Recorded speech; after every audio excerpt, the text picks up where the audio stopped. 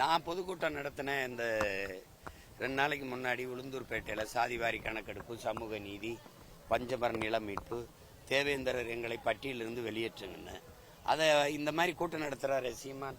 அதை பற்றி நீங்கள் என்ன நினைக்கிறீங்கன்னு எத்தனை கட்சி தலைவர்கிட்ட கருத்து கேட்டீங்க தம்பி?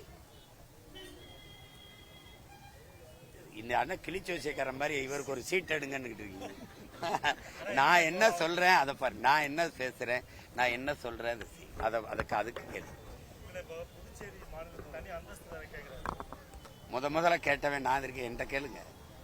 நான் தான் மாகை ஏனம் வேணாம், மாநில உரிமை வேணும்னு முழக்கத்தை முன் வச்ச ஆளு நான் தான் முதல்ல. அதுக்கப்புறம் தான் எங்க ஐயா ரங்கசாமி போய் மனு கொடுத்தாரு. அப்ப கூட கேட்டேன், நீங்க இத்தனை ஆண்டு காலம் காங்கிரஸ்ல இருந்தீங்க, உங்க கட்சி ஆட்சியில் இருந்தது, நீங்களே பல முறை முதலமைச்சரா இருந்தீங்க, அப்ப கொடுத்து அந்த கோரிக்கையை நிறைவேற்றிக்க கூடாதான்னு கேட்டேன். இப்ப அந்த நான் முன் வச்ச கோரிக்கை வலுப்பெறுவதில் எனக்கு மகிழ்ச்சி.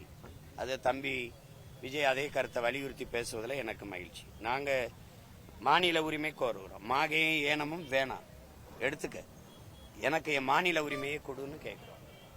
அந்த கருத்தை வலுப்படுத்தும் விதமா தம்பி அந்த கோரிக்கையை வச்சிருப்பதில் நான் வரவேற்கிறேன், வாழ்த்துறேன்.